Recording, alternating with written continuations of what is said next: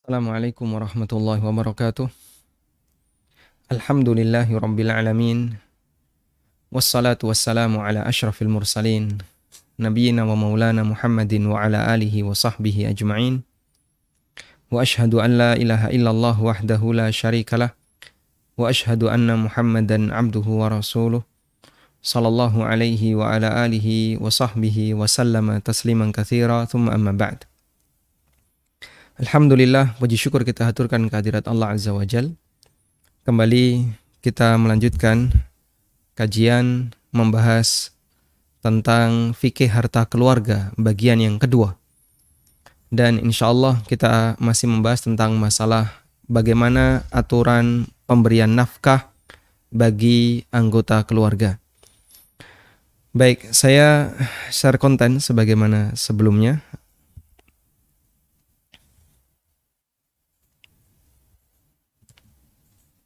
Pertemuan terakhir yang kita bahas adalah penjelasan tentang sejak kapan istri wajib dinafkahi. Dan telah kita sampaikan bahwa suami tidak wajib menafkahi istrinya kecuali yang pertama telah terjadi akad nikah yang sah. Yang kedua, tamkin min nafsiha. Tamkin min nafsiha artinya adalah memungkinkan bagi suami istri ini untuk melakukan hubungan badan. Dengan bahasa lain, sang istri sudah bersedia untuk diajak berhubungan badan dengan suaminya. Dan ini merupakan pendapat jumhur ulama, Malikiyah dan Hambali serta qaul jadid Imam Syafi'i. Dalilnya adalah pernikahan antara Nabi SAW dengan Aisyah radhiyallahu anha, di mana Aisyah radhiyallahu anha dinikahi oleh beliau di usia 6 tahun. Dan waktu itu Aisyah masih tinggal bersama ayahnya. Kemudian baru setelah itu bersama Nabi SAW di usia 9 tahun. Dan Nabi SAW baru menafkahi Aisyah ba'dad dukhul, setelah Nabi SAW campur dengan Aisyah radhiyallahu anha. Selanjutnya kita akan bahas kondisi gugur nafkah. Syafi'iyah mengatakan bahwa kewajiban nafkah suami menjadi gugur karena beberapa sebab. Yang pertama adalah istri melakukan nusyuz. Nusyuz, nashaza, itu artinya sesuatu yang tinggi. Allah Subhanahu wa taala berfirman dalam Al-Qur'an, "Wa idza qila lakum unshuzu fanshuzu." Wa idza qila lakum, apabila dikatakan kepada kalian unsuzu, berdirilah, fanshuzu, maka berdirilah. Nusus disebut nusyuz karena posisi sang istri merasa lebih tinggi dibandingkan suaminya. Entah dengan cara dia membangkang atau dengan cara yang lain, sehingga dia merasa lebih tinggi dibandingkan suaminya. Yang kedua, ketika istri masih kecil, sehingga belum layak untuk diajak melakukan hubungan badan. Dan yang ketiga, istri keluar rumah karena alasan ibadah yang tidak wajib, seperti umroh atau i'tikaf tanpa seizin suaminya. Sehingga jika ibadah yang sifatnya tidak wajib saja menyebabkan istri tidak berhak untuk mendapatkan atau suami berhak untuk memutus nafkah untuk istrinya, apalagi jika sifatnya hanya sebatas masalah yang mubah. Yang keempat adalah talak bain. Setelah terjadinya talak bain, kecuali jika dalam kondisi hamil sampai anak disapi. Baik, kita tambahkan sedikit terkait masalah nomor 3. Jadi ibadah seperti yang kita tahu ada dua, ada ibadah wajib dan ada ibadah yang mustahab.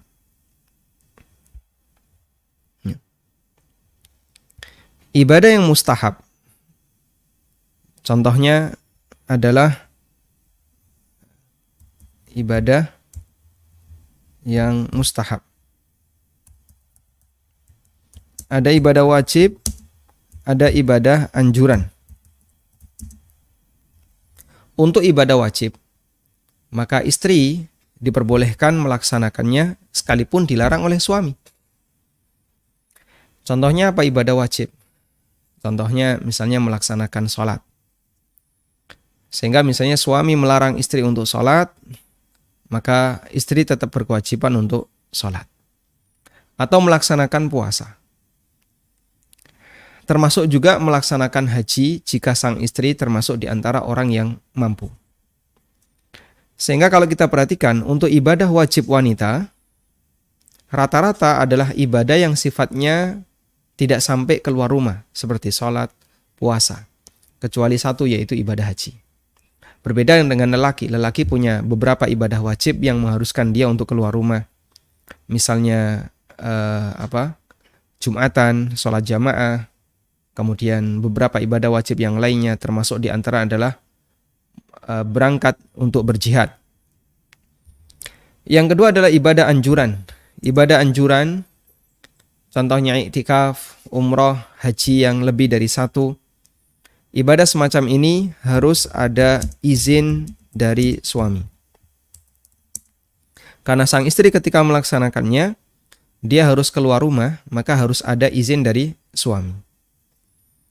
Nah, untuk ibadah yang harus ada izin dari suami, ibadah jenis yang kedua ini, jika istri melakukannya tanpa izin dari suami, maka jika dilakukan tanpa izin suami, maka suami berhak tidak memberi nafkah.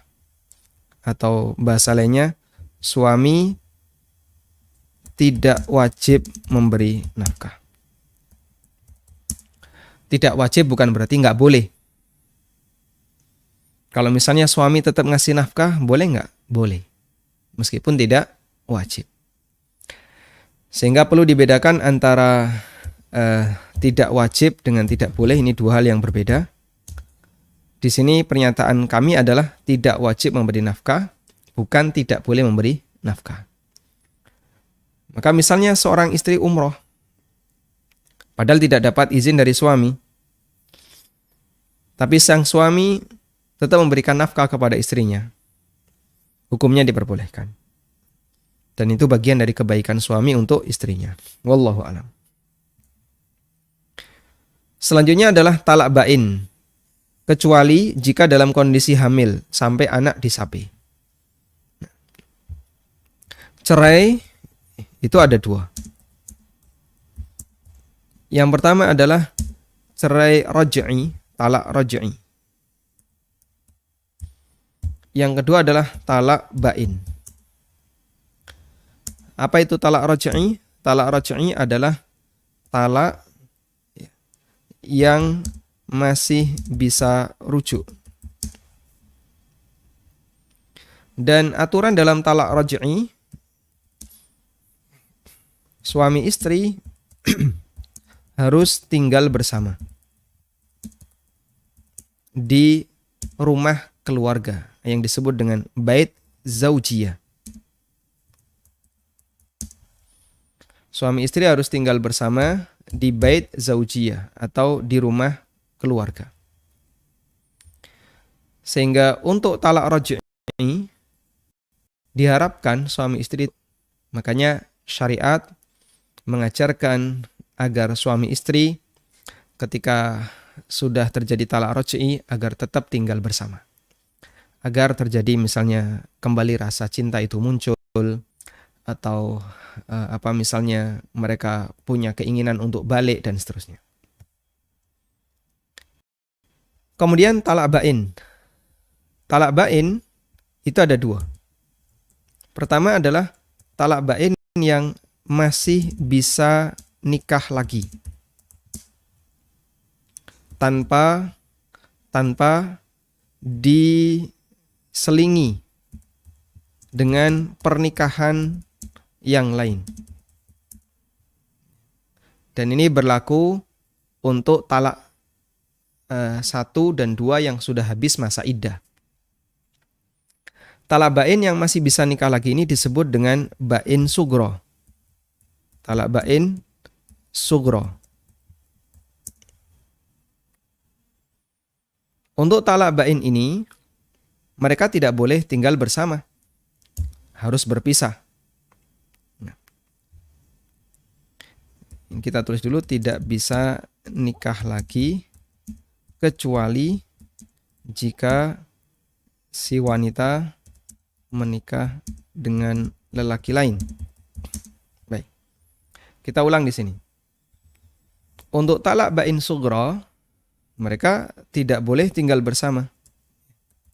Tidak boleh tinggal bersama. Sehingga harus berpisah. Dan suami tidak wajib, tidak ada lagi kewajiban memberi nafkah. Bukan lagi suami istri. Sehingga ikatan itu sudah selesai. Maka lelaki ini bukan suami, wanita ini bukan istri. Karena bukan lagi suami istri, konsekuensinya tidak boleh tinggal bersama. Dan di samping itu nanti tidak ada kewajiban untuk memberikan nafkah. Kemudian talak bain yang kedua adalah talak bain yang tidak bisa nikah lagi. Kecuali jika si wanita menikah dengan lelaki yang lain. Yang ini disebut dengan talak bain kubro. Untuk talak seperti ini aturannya sama sebagaimana talak bain sugro. Hanya saja si wanita tidak bisa nikah lagi dengan lelaki tadi. Kecuali jika wanita ini nikah dengan lelaki yang lain. Nikah dengan lelaki yang lain dan kemudian terjadi hubungan badan. Lalu terjadi perceraian secara normal, bukan diada-adakan. Kemudian setelah itu baru bisa kembali ke suami yang pertama. Tayyib. Nah, untuk nafkah itu hanya berlaku pada talak raj'i. Sedangkan talak bain sudah tidak lagi ada kewajiban nafkah. Makanya sebenarnya status talak raj'i ini kalau bisa kita rinci, status talak raj'i, bahwa keduanya masih suami istri. Berstatus suami istri. Jadi masih bisa rujuk, ini kan batas akhirnya, batas akhir sampai usai masa iddah. Batas akhirnya adalah sampai selesai masa iddah. Keduanya masih berstatus suami istri selama masa iddah itu berlaku. Berapa iddahnya? Kalau wanita itu adalah wanita dalam kondisi masih produktif dan tidak dalam kondisi hamil, maka masa iddahnya adalah 3 kali haid. Kalau haidnya lama gimana Pak? Nggak haid-haid. Ya berarti masa iddahnya lama sekali. Dan itu bisa menguntungkan bagi pihak wanita maupun kedua belah pihak. Maka mereka bercerai, suami sudah menjatuhkan cerai, tapi mereka masih bisa tinggal bersama dalam kurun waktu yang sangat lama. Kadang ada wanita yang haid 3 bulan sekali baru haid. Berarti dia menjalani masa iddah selama 3 bulan kali 3, 9 bulan. Ada yang haid 4 bulan sekali, bahkan kadang haidnya lama sekali. Dijatuhkan talak saat wanita itu sedang menyusui. Wah, itu haidnya kadang lama karena sedang aktif menyusui. Bisa sampai misalnya 5 bulan, 6 bulan, bahkan selama ASI eksklusif.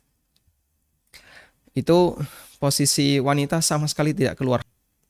Lebih dari itu, kemudian masih tidak haid, bahkan sampai sekian bulan. Di rentang itu mereka masih berstatus sebagai suami istri.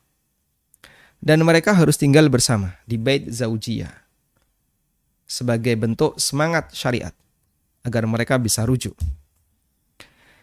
Dan yang ketiga, suami wajib menafkahi istri karena status mereka masih suami istri. Dan di saat yang sama, suami istri ini boleh tidur bareng, ya sebagaimana layaknya suami istri. Namun jika terjadi hubungan badan, jika terjadi hubungan badan, ini sama dengan rujuk. Menurut pendapat sebagian ulama, dan pendapat ini yang saya nilai lebih kuat. Sehingga bisa jadi ketika suami sudah menjatuhkan cerai, lalu mereka tinggal bersama dalam waktu yang lama, akhirnya namanya manusia ya, dia punya syahwat dan ketemu kembali istrinya, bahkan tidur bersama istrinya, sampai akhirnya terjadi hubungan badan. Maka begitu terjadi hubungan badan, status mereka sama dengan rujuk. Nah. Baik. Nah, Anda bisa perhatikan ada kaitannya dengan antara penjelasan ini dengan apa yang tadi kita sampaikan, bahwa suami gugur kewajiban nafkahnya ketika sudah talak bain, karena talak bain ini adalah mereka sudah bukan lagi suami istri.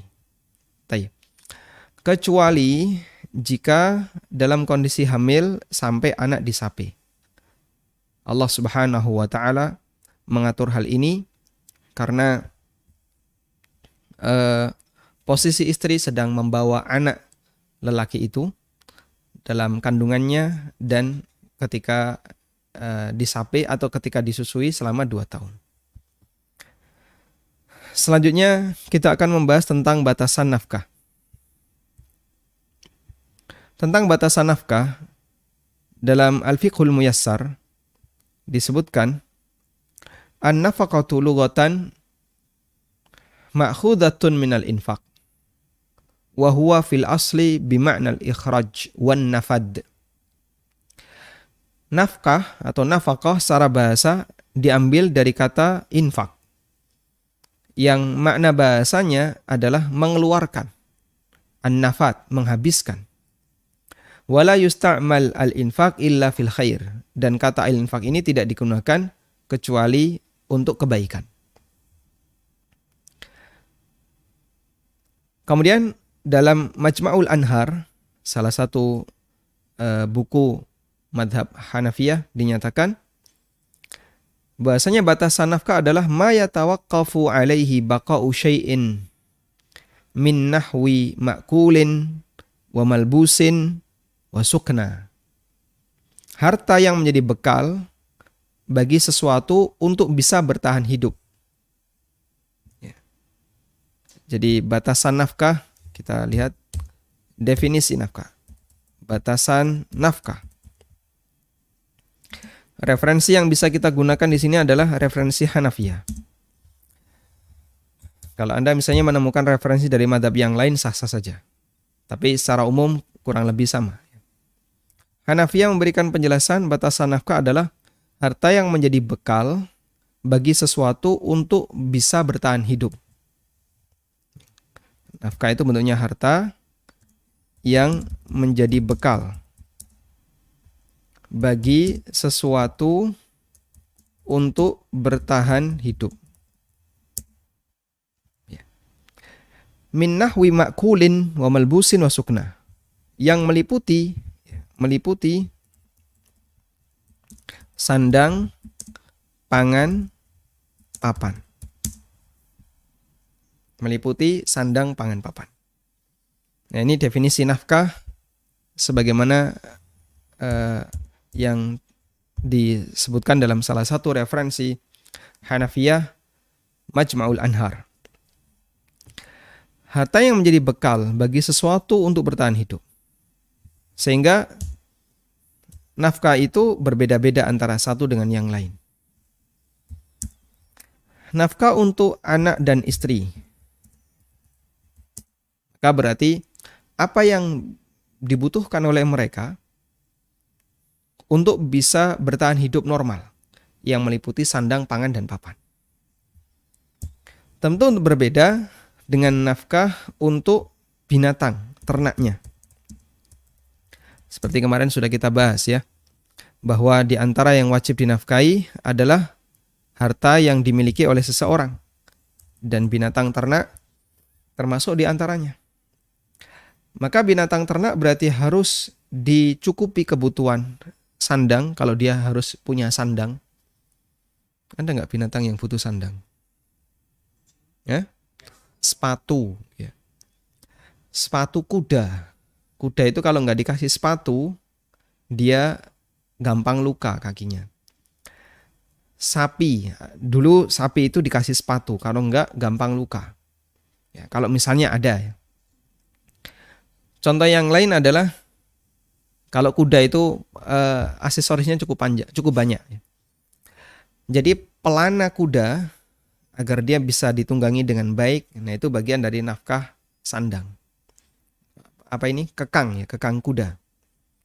Sapi juga gitu, keluh sapi yang ditusukkan di congornya itu kan. Nah itu adalah bagian dari sandangnya binatang. Pangan dan papan, berarti harus menyediakan kandang. Maka punya hewan ternak berarti harus punya perlengkapan yang dibutuhkan oleh hewan ternak tersebut.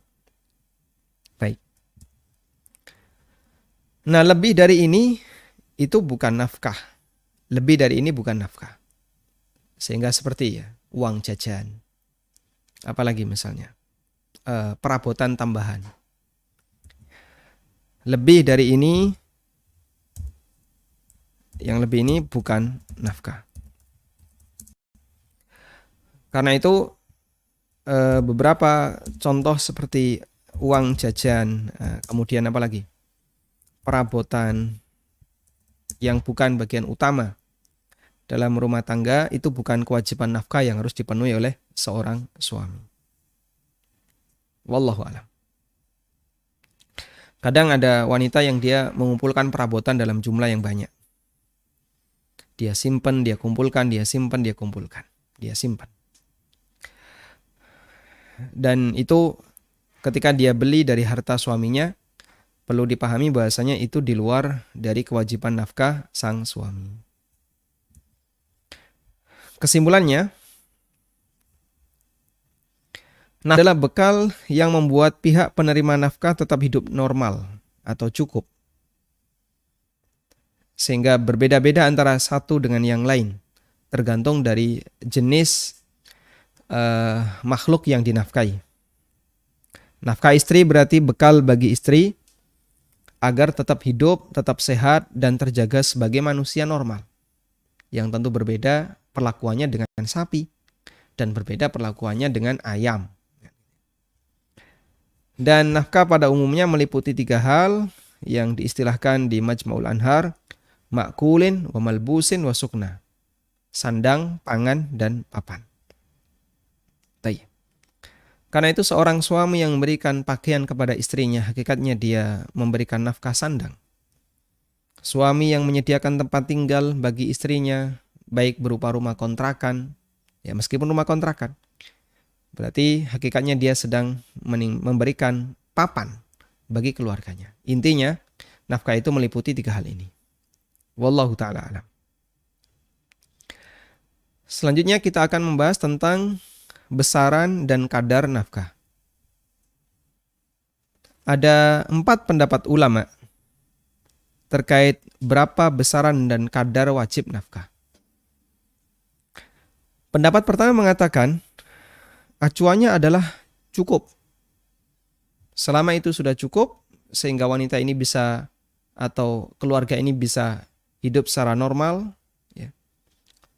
Makanannya cukup, pakaiannya cukup, ya. Kemudian tempat tinggalnya juga cukup, sehingga dia bisa hidup dengan normal, maka berarti sang suami sudah menyediakan 3 kewajibannya, yaitu menyediakan nafkah, sandang, pangan, dan papan. Yang kedua, acuannya adalah kadar tertentu. Dan ini pendapat yang muktamad dalam Syafi'iyah. Jadi dalam mazhab Syafi'iyah, di sini saya nyatakan sebagian Syafi'iyah. Sebagian Syafi'iyah mengatakan bahwa nafkah itu kadarnya cukup. Tapi menurut muktamad, pendapat yang menjadi sandaran dalam mazhab Syafi'iyah, acuannya adalah kadar tertentu. Kadar tertentu itu berapa di bawah ini? 2 mud jika suami kaya dan 1 mud jika suami miskin. dan 1,5 mud jika ekonomi suami pertengahan. Dan ini dikiaskan dengan ukuran kafarah. Sehingga nafkah yang menjadi tanggung jawab suami untuk istrinya adalah memberi makan. Kalau suami kaya 2 mud, kalau suami miskin 1 mud. Kalau suami pertengahan 1,5 mud. 2 mud itu berapa? Ya kurang lebih 1,5 kilo. Berarti kalau suami bisa menyediakan makan bagi istrinya berupa 1,5 kilo beras per hari, 1,5 kilo per hari, maka sang suami sudah dianggap telah menggugurkan kewajiban dia dalam memberikan nafkah. Masya Allah ya. Berarti cukup murah kalau kita mengacu kepada pendapat yang kedua ini.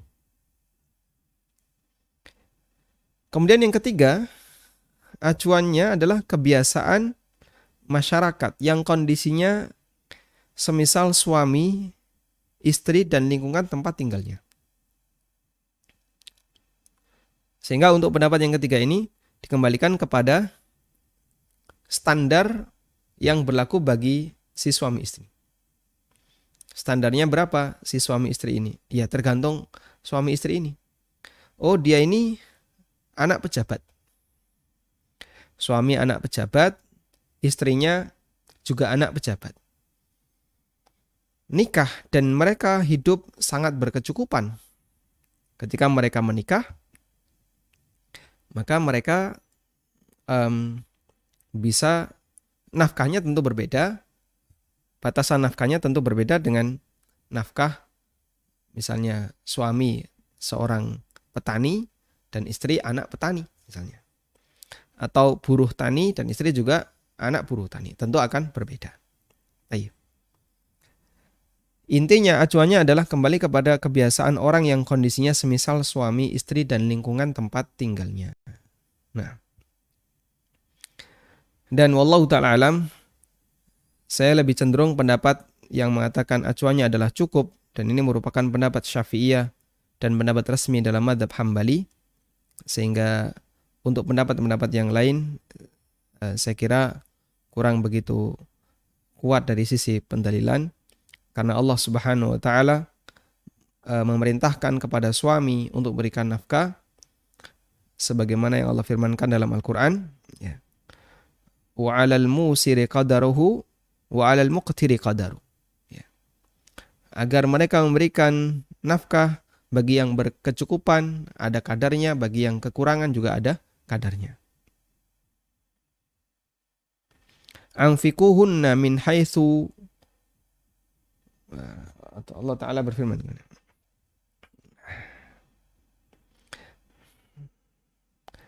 anfiquhunna.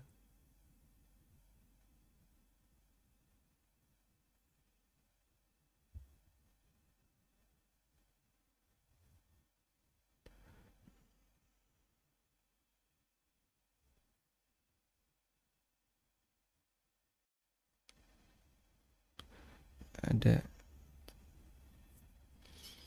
Tayyib. Allah berfirman di surat At-Talaq.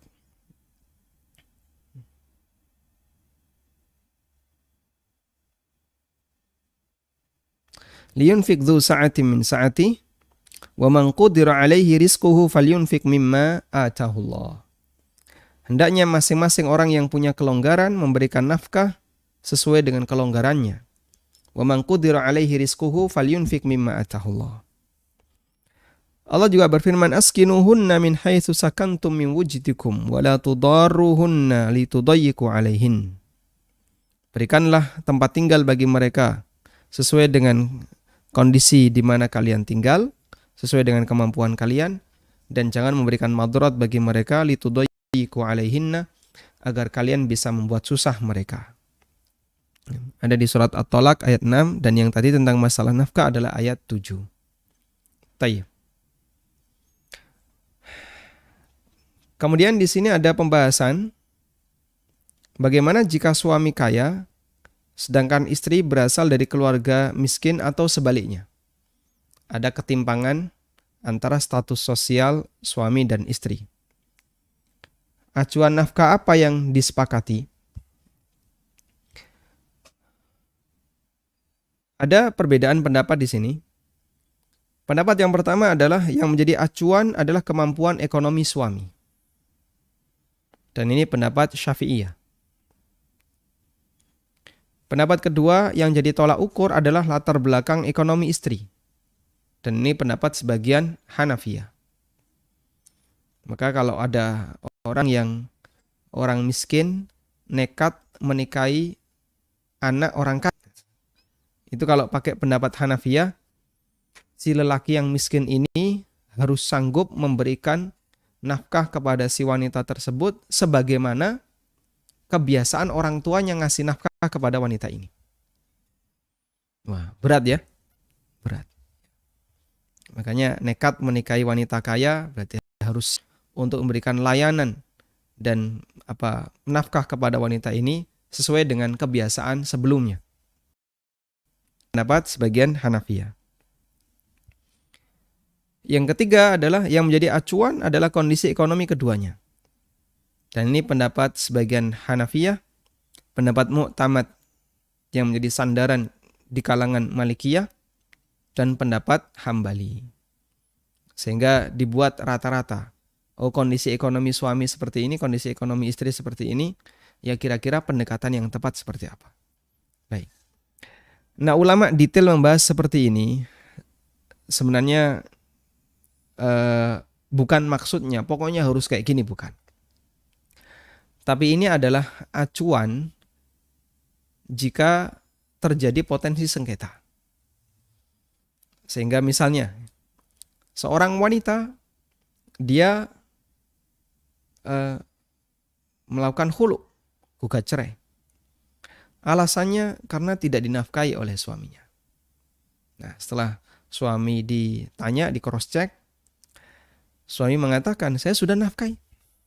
Loh, tapi kenapa istrimu gugat khulu? Jadi kita tulis di sini ya.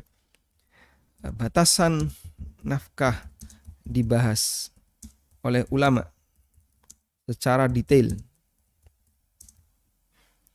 Bukan maksudnya, pokoknya harus seperti ini, bukan. Melenceng dari ini haram, dosa besar, atau jatuh cerai, tidak. Tapi maksudnya di situ adalah jika terjadi gugat cerai atau masalah keluarga karena nafkah, maka di situ bisa dijadikan sebagai acuan. Bisa diselesaikan dengan mengacu kepada batasan ulama. Baik. Sehingga kalau nggak ada masalah, ya sesuai dengan kerelaan kedua belah pihak. Misalnya suami ngasih ke istrinya, kamu tak kasih sekian, mau nggak? Mau, alhamdulillah. Kalau nggak ada masalah, selesai. Tapi kalau ada masalah, ketika ada masalah, maka batasan yang digunakan adalah keterangan yang disampaikan oleh para ulama. Sehingga fungsi batasan ini tujuannya adalah untuk menyelesaikan potensi konflik di antara keluarga. Ada beberapa jamaah yang dia punya masalah keluarga, ya terkait masalah nafkah ini. Ada yang istrinya khulu, ada yang istrinya nggak terima, ada yang ini, dan seterusnya. Dan itu kembali kepada masalah nafkah dalam keluarga.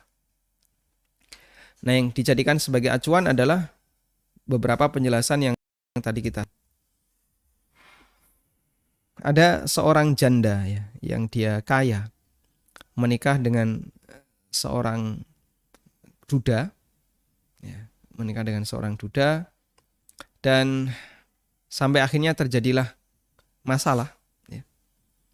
Karena pada awal pernikahan, mungkin karena rasa cinta dan seterusnya, si wanita tidak mempermasalahkan kondisi keuangan. Dan si lelaki ini juga yakin, karena wanita ini orang yang kaya. Dia berkecukupan, mampu untuk mencari sendiri. Tapi namanya cinta, grafiknya itu gimana? Ya, grafiknya cinta, begini kan? Wah, bukan ya. Awalnya begini kan gitu ya. Awalnya begini. Naik begitu kan. Kemudian terjun bebas. Naik kemudian mulai terjadi penurunan, meluruh begini. Awal-awal menikah, Masya Allah, cintanya berada di puncak. Ya. Kemudian semakin naik ketika mereka semakin akrab. Mungkin ada konflik sekali dua kali, ya cintanya mulai fluktuasi. Lalu setelah sekian lama, ya sekian tahun, grafik itu mulai menurun. Menurun terus.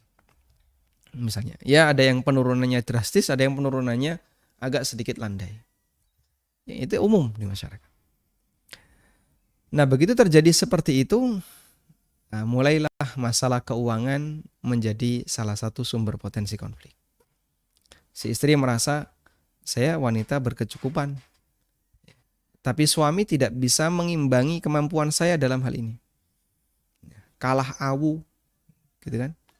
Penghasilan istrinya lebih tinggi dibandingkan suami. Akhirnya terjadilah gugat cerai. Atau faktor yang lainnya. Tayyip. Nah, terus kalau terjadi seperti itu gimana? Anda mazhabnya apa? Syafi'iyah. Baik, sekarang coba kita lihat bagaimana penjelasan Syafi'iyah. Kalau terjadi sengketa, kemudian ada khilaf di antara suami istri, maka menurut Syafi'iyah mengacu kepada kemampuan ekonomi suami. Suami mampunya berapa? Sekian. Baik, sekarang suami ngasih nafkah sesuai dengan kemampuannya. Dan kalau sudah melakukan seperti itu, berarti suami disebut telah menunaikan kewajiban. Istri kok gugat cerai, padahal suami sudah menunaikan kewajibannya, maka dia dianggap gugatan ini sebagai tindakan tercela. Dan hakim berhak untuk tidak mengabulkan. Mohon maaf, gugatan cerai Bapak tidak kami terima. Loh, kenapa? Karena posisi Bapak atau posisi Ibu melakukan gugatan cerai Ibu tidak diterima karena Ibu melakukan gugatan cerai padahal Ibu sudah mendapatkan kewajiban dari atau suami sudah menunaikan kewajibannya. Wallahu a'lam. Tayyib. Kemudian kita bahas tentang bentuk nafkah dan seterusnya, insya Allah akan kita bahas di pertemuan selanjutnya. Ya. Kita sampai pada pembahasan tentang batasan besar kecilnya nafkah dalam sebuah keluarga.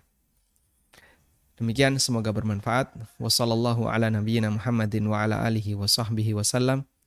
Wa akhiru da'wana anil hamdulillahi rabbil alamin.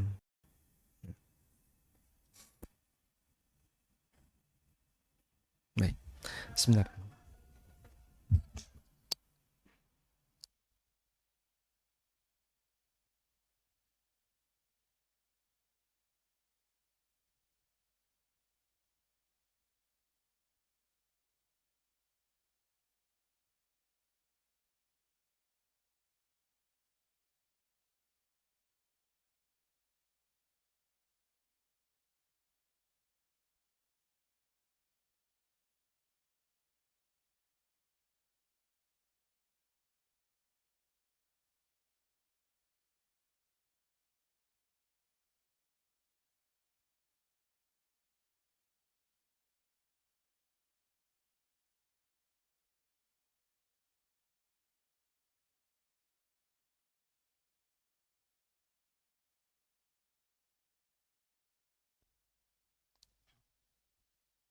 Bacakan pertanyaan yang sudah masuk.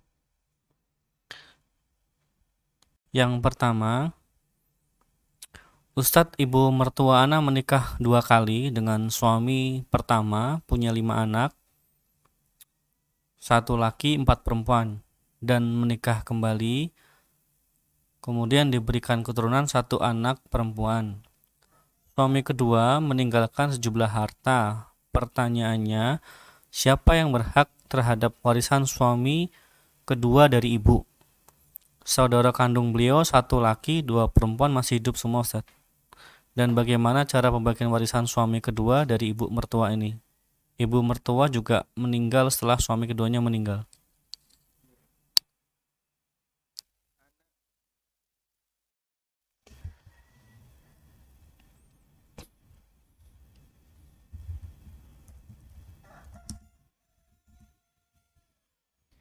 Anak dari suami satu bukan anak suami dua.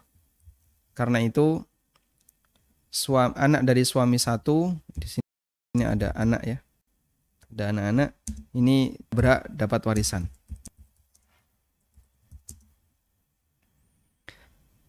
Sehingga ketika yang meninggal adalah suami dua, ini yang meninggal. Ketika yang meninggal adalah suami dua, maka yang berhak dapat warisan, ahli warisnya adalah istri, ibu mertua Anda, kemudian anak perempuan satu, dan sisanya adalah saudara dari suami, saudara mayit. Baik. Ini yang berhak dapat warisan. Istri mendapatkan 1/8, kemudian anak perempuan karena sendirian dia dapat setengah. Lalu saudara-saudara mayit ini mendapatkan sisa dengan pembagian 2/1. Jika di situ ada saudara laki dan perempuan. Wallahu a'lam. Nah.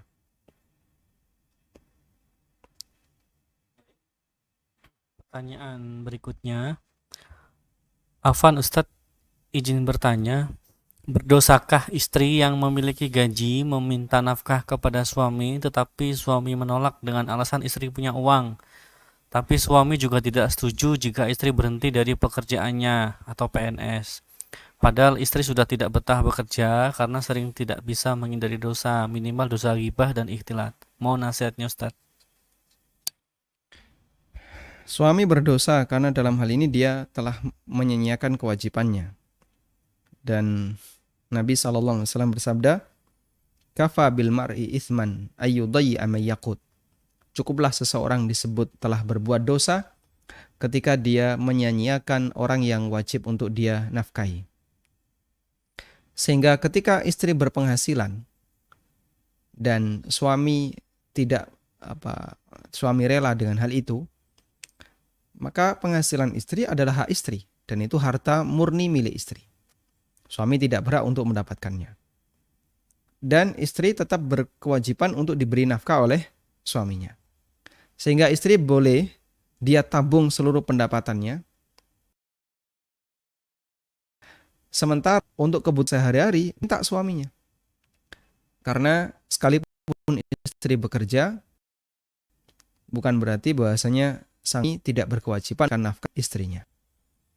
Di zaman Nabi SAW, ada wanita yang kaya menikah dengan sahabat yang miskin. Di antaranya adalah sahabat Ibnu Mas'ud. Ibnu Mas'ud itu menikah dengan seorang wanita namanya Zainab. Bukan Zainab, istri Nabi SAW. Lalu Zainab ini mendapatkan harta warisan dari bapaknya, sehingga duitnya banyak. Kemudian satu ketika Zainab mau membayar zakat. Lalu minta izin kepada, kemudian Ibnu Mas'ud tahu, lalu Ibnu Mas'ud mengatakan, "Bu, kamu kasihkan saja ke suamimu." Ibnu Mas'ud minta, kasihkan saja ke suamimu. Kemudian Zainab tanya kepada Nabi SAW, boleh nggak seperti itu? Akhirnya Nabi SAW mengatakan, berikan kepada Ibnu Mas'ud. Karena Ibnu Mas'ud ini miskin, sementara Zainab itu kaya.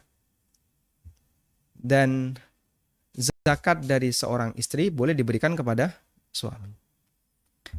Meskipun demikian, Ibnu Mas'ud berkewajiban untuk tetap memberikan nafkah kepada Zainab.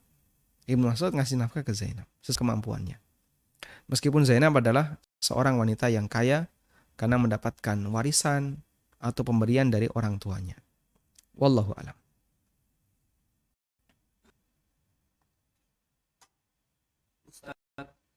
Suami pinjam uang anak untuk usaha. Ternyata usaha yang dimaksud adalah dengan perempuan perempuan lain. Sekarang dia minta izin menikahi wanita itu. Ana tidak ridho melihat kemampuan suami yang Ana tahu beliau belum mampu jika poligami. Suami berjanji tidak akan menikah lagi tanpa izin Ana. Mohon jawabannya, apakah suami berdosa jika menikah tanpa izin Ana? Sah pernikahan suami jika tanpa izin Ana? Dan Ana belum bisa ridho melihat keadaan suami jika beliau menikah lagi. Mohon nasihatnya. Ana posisi di Hong Kong, suami di Indonesia. Apakah Ana harus pulang dan meminta kembali model yang dipakai suami agar dia tidak berhubungan dengan wanita tersebut? Ya. Masalahnya berjauhan ya. Sehingga suami Anda lebih dekat dengan wanita yang ada di tetangganya, yang ada di Indonesia. Jauh di sana, lalu uang Anda dipakai suami untuk modal usaha bersama seorang wanita. Nah, kami sarankan Anda segera pulang untuk gantikan wanita ini. Sehingga segera pulang dengan bawa uang yang masih bekerja sekarang ya. Dan nanti setelah sampai rumah, sudah kemarin usaha dengan wanita ini apa? Usaha ini. Baik, sekarang usaha dengan saya. Sehingga Anda dengan suami usaha bareng. Kalau berjauhan seperti ini ya,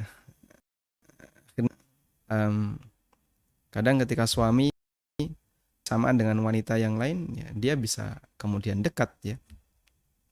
Maka kami sarankan Anda yang punya suami segera pulang, tidak ada saran yang lain agar nanti Anda bisa usaha bersama. Sudahlah masalah.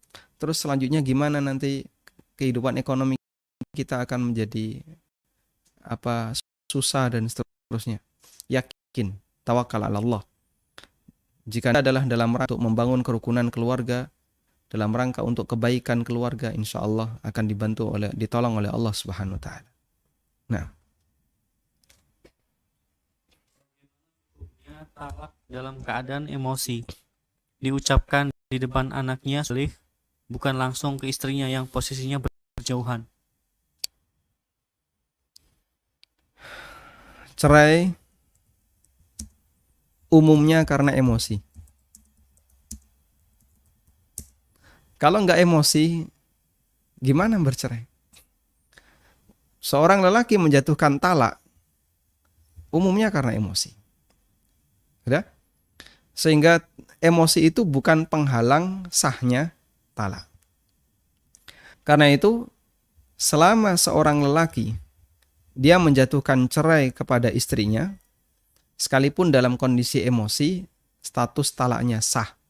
Selama si lelaki itu sadar kalau dia sedang menjatuhkan cerai. Baik, hanya saja ulama memberikan rincian. Marah ada dua. Marah itu ada dua. Pertama,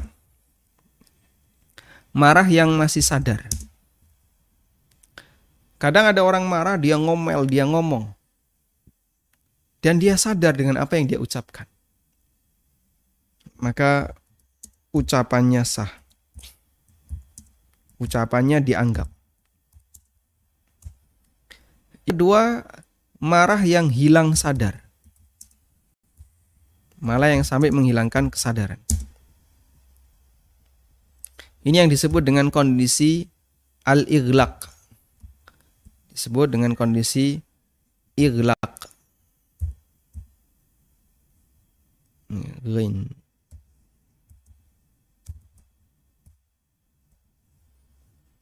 Untuk marah dalam kondisi ighlaq ini tidak sah. Tidak dianggap ucapannya. Misalnya ada orang yang marah sampai gemeter seluruh badannya. Matanya melotot, merah, mukanya merah, badannya gemeter-gemeter, lalu dia ngomong-ngomong gak karuan. Nah, yang seperti ini tidak dianggap ucapannya. Itulah yang disebut dengan kondisi ighlaq. Dan ada hadis yang mengatakan la talaqa fil ighlaq. Tidak ada talak, tidak sah talak dalam kondisi al-ighlaq, dalam kondisi orang itu sampai hilang sadar. Baik. Karena itu sebatas emosi itu bukan penghalang perceraian. Sehingga kalau orang mengalami emosi, dia marah, kemudian dia masih sadar, dan itu diucapkan di depan anaknya, aku ceraikan ibumu misalnya, maka status cerainya sah, ya, karena cerai itu tidak harus di depan sang istri. Bisa cerai dijatuhkan melalui orang lain, lalu orang itu menghubungi pihak istri, ya, atau pihak misalnya di depan anaknya, lalu nanti anaknya menghubungi ibunya. Wallahu a'lam. Tua anak sama-sama bekerja, lalu membeli atas nama bapak. Saat itu diniatkan untuk anak-anak yang sudah balik. Qadarullah mereka bercerai dan bapak mengatakan bahwa semua aset yang ada itu adalah miliknya. Sebagai anak, bagaimana menyelesaikan kasus ini agar adil dan tidak saling menzolimi? Sementara dia membiarkan tidak berkata apa-apa karena sudah lelah bapak. Namun kami merasa bapak kami berbuat zalim. Baik. Jika memang bapak berbuat zalim, maka ibu di posisi orang yang dizalimi, ya dia punya hak. Sekalipun haknya tidak ditunaikan di dunia, maka nanti akan diselesaikan di akhirat. Karena itu, jika memang suami istri ini membeli aset tadi berdua dan bersama, berarti sang ibu punya hak di aset itu. Dan kalau bapak tidak memberikan aset itu sebagian sesuai dengan hak ibu, maka sang bapak berdosa. Baik. Terus bagaimana kalau kemudian ibu diam karena bapak sudah tidak bisa diatur dan ibu merasa kelelahan dengan ulah bapak? Orang yang dizalimi ketika dia di posisi diam, bukan berarti kemudian haknya jadi hilang. Haknya tetap ada, meskipun tidak ada pembelanya. Dan nanti ketika itu tidak selesai di dunia, akan diselesaikan di akhirat. Jika anak bisa membela, silahkan. Sehingga anak mendudukan perkara sesuai dengan posisinya. Sampaikan kepada bapak, bapak kalau tidak selesaikan di dunia, nanti akan dimintai pertanggungjawaban di akhirat dan seterusnya. Sehingga bapak tahu ini bukan semata urusan dunia, tapi juga nyambung di akhirat. Dan jika kemarin dinyatakan bahasanya itu adalah untuk anak-anak, lalu ditarik kembali, itu boleh. Sehingga misalnya begini, seorang bapak, dia beli tanah, pakai uang pribadinya, lalu itu diatasnamakan dia sendiri, atas nama dia. Sudah, dia beli tanah atas nama dia, dan dia ikrarkan nanti akan saya berikan ke anak-anak. Tapi ternyata nggak jadi. Gimana hukumnya? Sah-sah saja, boleh. Jangankan yang seperti ini. Andaikan harta dikasihkan ke ditarik kembali oleh bapak, anak tidak boleh nolak. Sebagaimana disebutkan dalam hadis Nabi SAW, al-aihidu fi hibatihi, orang yang menarik kembali hibahnya, itu sebagaimana anjing yang makan muntahannya. Illa, kecuali kata Nabi SAW, hibatul walid li waladihi, hibah dari orang tua kepada anaknya, itu boleh ditarik kembali. Sehingga orang tua yang menarik kembali hibahnya untuk anaknya atau tidak jadi memberikan hibah kepada anaknya, hukumnya diperbolehkan.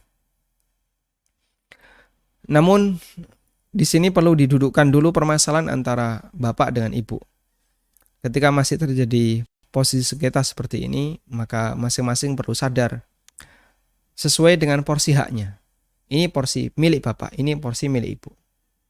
Siapa yang mengambil lebih dari itu, berarti dia mengambil yang bukan haknya. Dan mengambil yang bukan haknya termasuk di antara perbuatan kezaliman. Wallahu a'lam.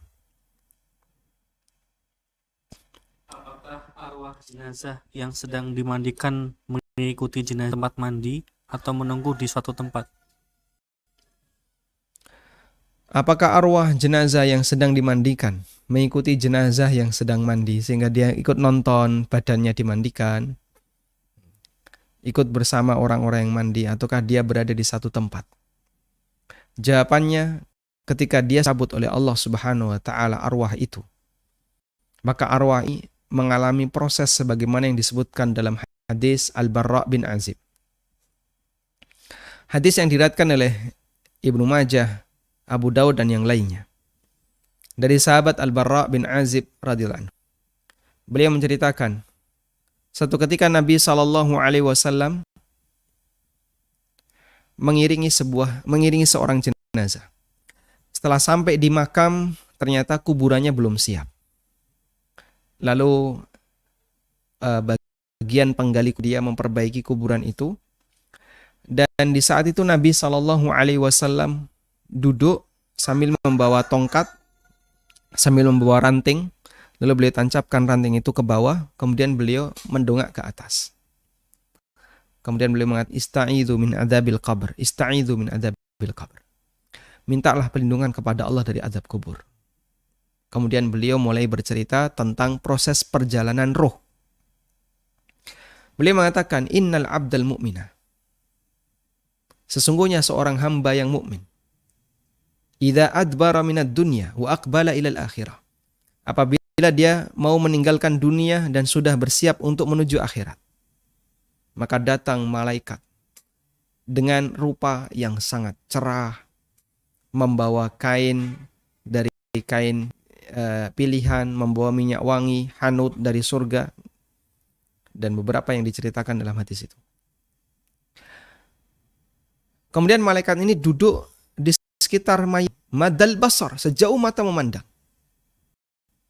Maja'a malakul maut, lalu datang malakul maut. Kemudian dia mendekat di kepala orang ini. Lalu malakul maut menyampaikan, Ya ayyatuhan nafsut tayyibah, irji'i ila maghfirati minallah duwani. Wahai jiwa yang tenang, wahai jiwa yang baik, kembalilah menuju ampunan ridha Allah Subhanahu wa ta'ala. Jadi malaikat ini memanggil dengan panggilan yang sangat halus, panggilan yang sayang kepada si calon mayat ini. Akhirnya kata Nabi SAW, fayakhruju ruhuhu, ruhnya pun keluar dengan sangat mudah. Sebagaimana keluar, kama yakhrujul ma'u min fayyis saqa, sebagaimana air yang keluar dari mulut ceret. Ada ceret di sini? Ya. Tidak perlu kita buktikan ya. Tidak perlu kita lihat. Anda ketika punya teko, di sini ada gelas, coba tuangkan, di sini ada airnya di teko ini, Anda tuangkan ke gelas tadi. Loh, kok nggak keluar Pak? Kenapa ini Pak? Oh, nyantol di dalam. Bukan nyantol Pak, kesumbat. Itu kalau tekonya belum dibuka, mulutnya. Begitu dibuka, air itu keluar dengan sangat lancar, mengalir dengan sangat lancar. Seperti itulah gambaran yang diberikan oleh Nabi SAW ketika roh seorang mukmin itu dicabut oleh Allah Subhanahu wa ta'ala. Lalu dia dibawa ke langit, naik terus ke langit sampai ke langit yang tertinggi, langit yang ketujuh. Dan dalam proses naik ke langit itu ada proses dipuji oleh malaikat, ditanya ketika mencapai pintu langit dunia, ditanya, siapa ini? Ini adalah Fulan bin Fulan. Itu dapat izin, diizinkan naik, dan begitu seterusnya. Kemudian Allah perintahkan, uktubu kitab abdi fi illiyin, letakkan catatan hambaku di illiyin. Kemudian Allah berfirman ini. Lalu dia dikembalikan dan di situ dalam hadis tersebut dinyatakan, ya, kembalikan ruh ini ke jasadnya, yaitu berada di kuburan. Ya. Lalu datang dua malaikat. Kemudian dia ditanya. Terjadilah pertanyaan kubur. Sehingga dalam proses dari sejak dia mati, dia dimakamkan, ruh itu mengalami kesibukan. Pak, berapa lama dia mengalami proses seperti itu? Wallahu a'lam, kita tidak tahu. Maka jangan dibayangkan ruh itu gentayangan di mana-mana, melihat suasana sekelilingnya. Ya.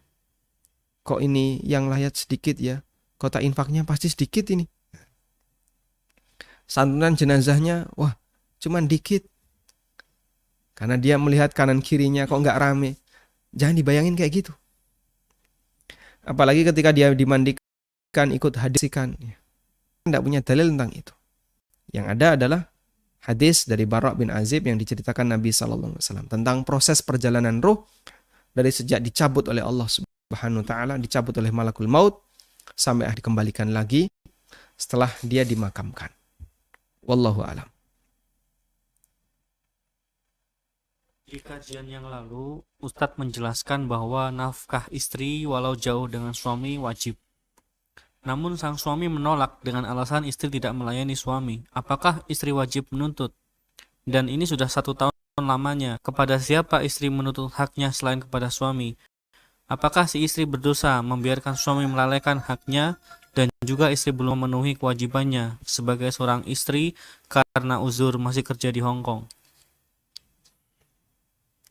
Ya, ketika istri kerja di Hong Kong itu atas kerelaan suami ataukah bukan? Kalau bukan ya, maka suami tidak wajib memberikan. Nah, seperti tadi kita sudah membahas penjelasan yang disampaikan oleh para ulama bahwa nafkah itu menjadi gugur. Salah satunya adalah ketika istri meninggalkan rumah, keluar rumah untuk melakukan ibadah yang tidak wajib. Ya. Istri keluar rumah melakukan ibadah yang tidak wajib. Apalagi kalau keluar rumah untuk bekerja. Ya.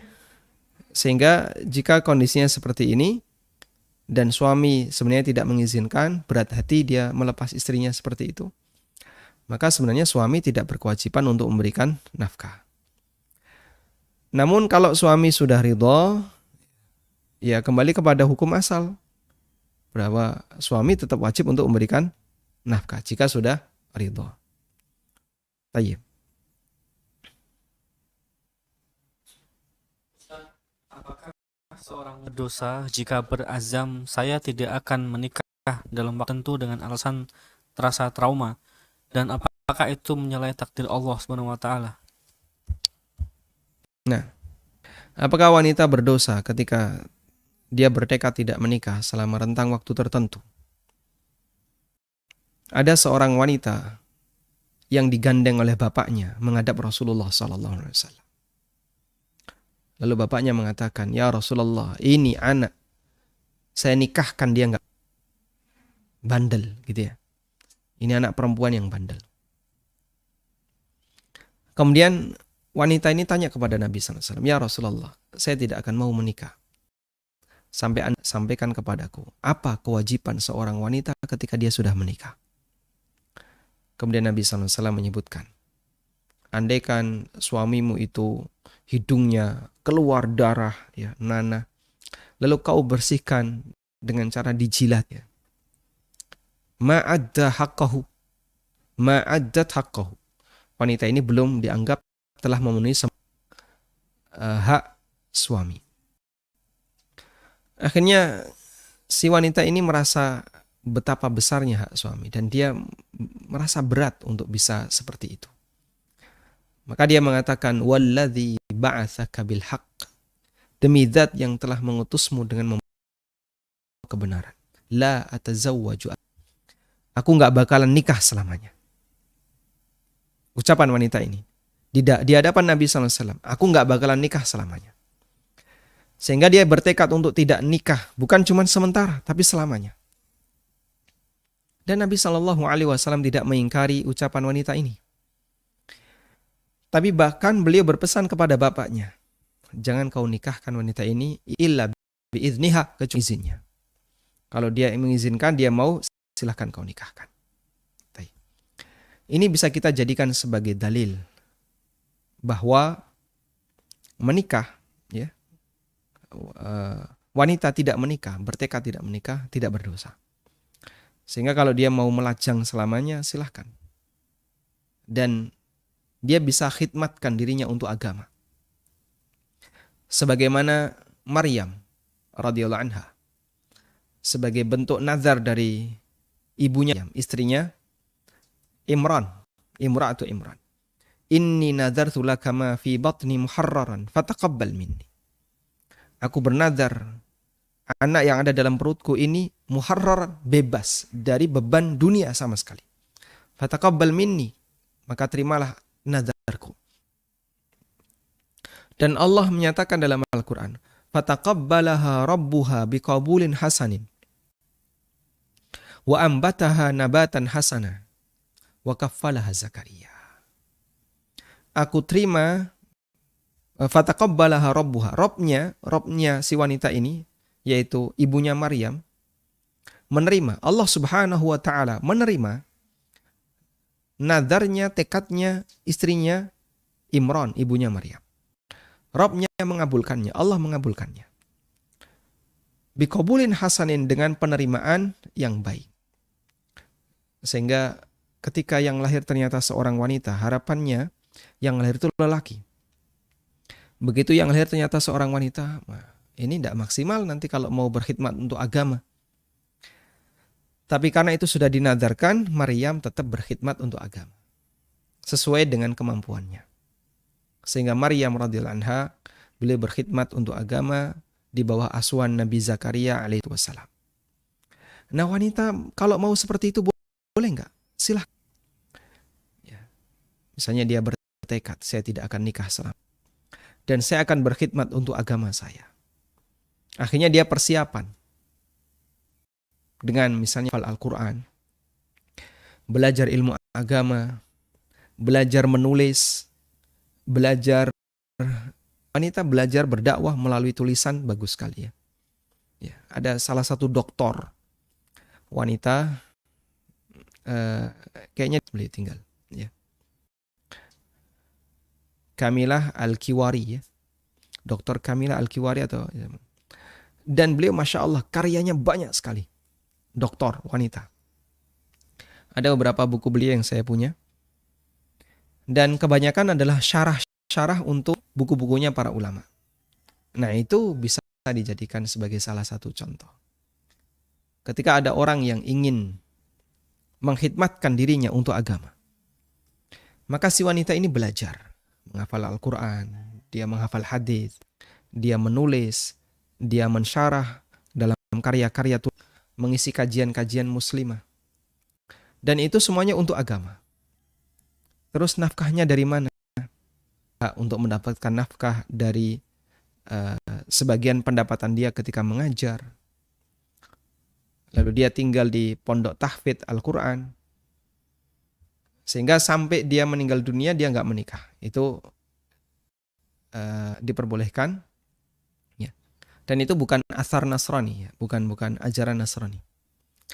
Karena wanita boleh untuk tidak menikah selamanya. Tabat lelaki, tidak menikah selamanya bagi lelaki itu yang tidak diperbolehkan, bahkan tercela. Ya, bahkan termasuk tindakan yang tercela. Kecuali karena sebab tertentu.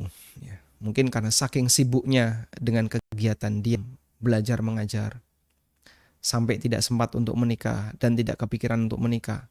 Di samping itu juga karena dia tidak ingin punya kesibukan memberikan nafkah, ngerawat keluarga. Karena ingin fokus untuk belajar mengajar. Seperti siapa mereka? Imam An-Nawawi. Masya Allah. Beliau dalam sehari 12 kali kajian. Dan pakai untuk menulis, mencatat, murojaah. Dan jarang tidur.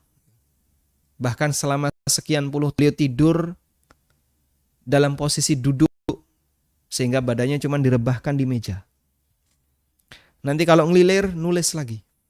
Tidur lagi, ngantuk, tidur. Tidurnya cuma bertahun-tahun seperti itu. Masya Allah. Sehingga beliau di usia 40-an tahun. Karyanya sangat banyak. Karyanya banyak. Dan Allah Subhanahu Wa Ta'ala abadikan sampai ke sekarang. Demikian pula Syekhul Islam Ibnu Taimiyah. Beliau juga mengabadikan karyanya dalam tulisan-tulisan. Dan beliau orang yang sibuk dengan kegiatan dakwah. Sehingga beliau tidak sampai kepikiran menikah. Demikian pula yang dialami oleh Ibnu Jarir At-Tabari. Sehingga gunung-gunung dalam masalah ilmu agama ini. Ibnu Jarir At-Tabari dan Imam An-Nawawi, Yahya An-Nawawi, kemudian bin Abdul Halim, Ibnu Taimiyah. Mereka adalah manusia-manusia yang menyibukkan dirinya untuk agama, belajar mengajar agama, hingga mereka tidak sampai kepikiran untuk menikah. Ya, tidak sampai menikah. Wallahu a'lam. Nah. Baik, pertanyaan terakhir, Ustaz. Bolehkah menetapkan tarif jasa bekam dan semuanya diakatkan untuk kegiatan sosial? Jika demikian yang dimaksud insya Allah masalah, dan orang boleh mendapatkan upah dari bekam. Yang dimaksud dalam hadis ujratul hajjam khabith, bahwa upah tukang bekam itu khabith, maksudnya adalah bahwasanya upah tukang bekam itu atau pekerjaan sebagai bekam itu bukan termasuk pekerjaan yang mulia. Karena itu jangan dijadikan sebagai sumber pendapatan utama. Namun kalau misalnya ada orang yang mau bekam, kemudian dia bekam, kemudian dia menetapkan